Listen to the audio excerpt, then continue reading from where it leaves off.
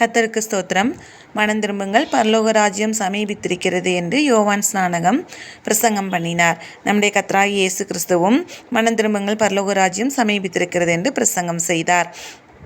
ஏனென்றால் மனம் திரும்புகிற ஒரு பாவியின் நிமித்தம் தேவனுடைய தூதர்களுக்கு முன்பாக மிகுந்த சந்தோஷம் உண்டாகியிருக்கிறது என்று நம் வேதத்திலே வாசிக்கிறோம். இங்கே சமீபம் என்கின்றது நமக்கு மிக அருகாமையில் உள்ளதை குறிக்கிறது.